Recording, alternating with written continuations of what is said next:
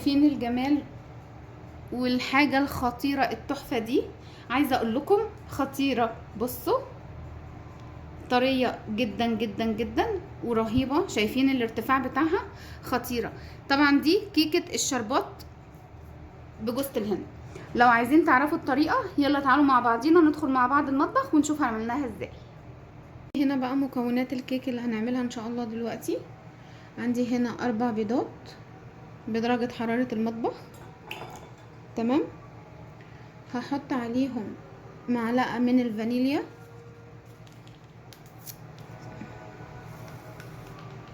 اهو، وهضربهم شوية كده. طبعا ممكن نعملها بمضرب البيض، ممكن نعملها في الخلاط، ممكن نعملها بالعجانة، بأي حاجة، ولكن انا مش مستاهلة يعني عندي ان انا اعملها بالحاجات دي. انا هعملها بالمضرب اليدوي كده اهو، بالوسك كده لحد بس ما افكك البيض من بعضه. تمام كده، البيض عندي بقى زي الفل. هنزل عليه بمعلقه واحده من الخل. طبعا الخل بيبقى حلو قوي قوي في الكيك اهي، مش هحط اكتر من كده. وهقلبها برضو، منها ان هي تقضي على ريحه البيض، ومنها ان هي كمان بتساعد في رفع الكيك. تمام. هنزل بعد كده، عندي طبعا مش هنحس بطعم الخل خالص خالص في قلب الكيك، حلو قوي كده. هنزل بقى، عندي هنا 1.5 كوباية من السكر. طبعا الكيك اللي احنا هنعملها هنسقيها بالشربات، عشان كده انا مش حاطه سكر كتير، سكر عادي اللي هو السكر الحبيبات بتاعنا، السكر السنترافيش. هنقلبه كده شويه حلوين. خلاص كده عندي الخليط بقى حلو قوي.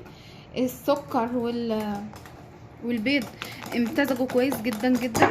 هنزل بقى دلوقتي بالزبادي.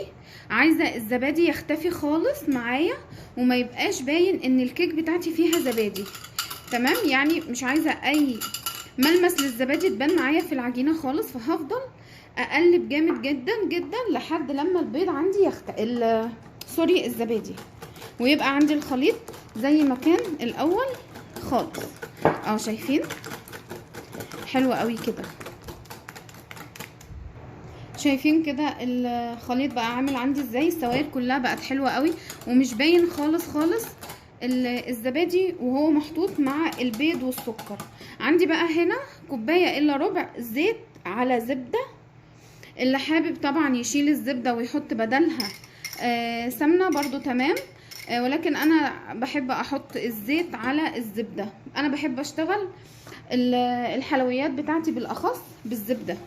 الزبده اولا صحيه، ثانيا بتبقى خفيفه.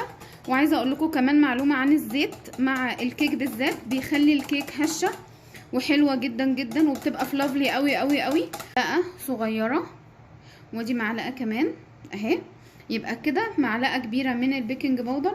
طبعا ما ننساش رشه الملح اللي احنا متفقين عليها مع بعضينا دايما في الحلويات، علشان هي اللي بتظهر النكهه بتاعه الحلويات اهي. رشه ملح بسيطه قوي، مش حاجه يعني. تمام. هقلب بس كده عشان يجي كله مع بعضه كده اهوت، ونبدا بعد كده بقى ننزل مع بعضينا كده بالتدريج شويه. هنا اهي الكيك اهي، الخليط اللي هو السائل.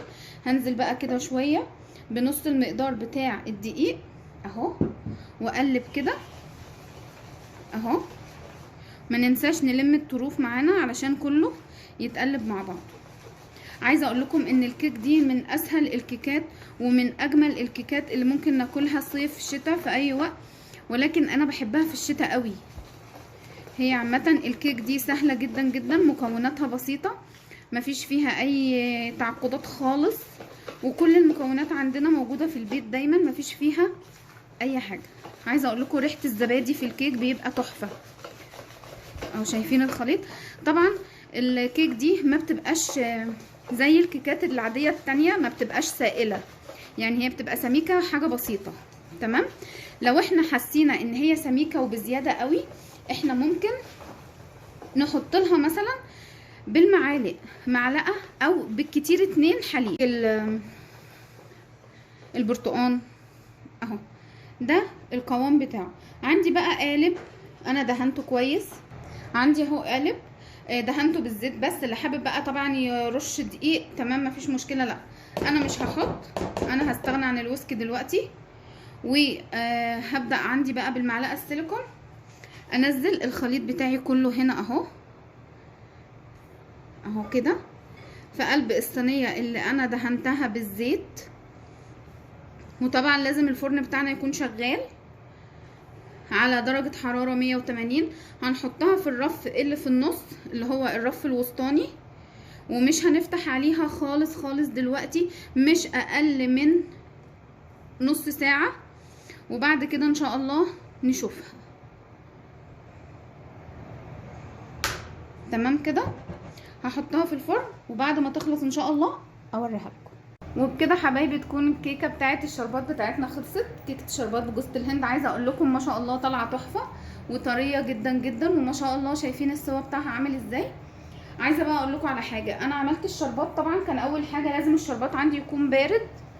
اهو الشربات عندي اهو انا حطيته كده في اي برطمان اي ازازه، وابدا بقى اسقي بيه كده. طبعا شربات خفيف، هسيب لكم المقادير بتاعته ان شاء الله في الديسكريبشن او في صندوق الوصف. حطيت فيه كوبايتين دقيق من كوبايتين سكر، حطيت عليهم كوبايتين ميه وعصره نص ليمونه بس. وطبعا اما حطيت السكر ما كانش كتير لاني انا عارفه ان انا هسقيها بالشربات، فعلشان كده ما حطيتش سكر كتير. اهو طبعا هي سخنه، وهي سخنه بتتشرب الشربات كده بقى. عايزه اقول لكم ان هي هتعجبكم جدا جدا ان شاء الله، حلوه قوي قوي. هخلص بقى دلوقتي الشربات كده، وبعد كده احط عليها جوز الهند. طبعا جوز الهند نحط جوز الهند زي ما احنا عايزين، كتير قليل دي حاجه ترجع لنا احنا. اهو انا مش هكتر شربات اكتر من كده، هو كده حلو قوي. تمام. بعد كده بقى نجيب جوز الهند اهي ونرشها مثلا كده حاجات عشوائيه كده اهي.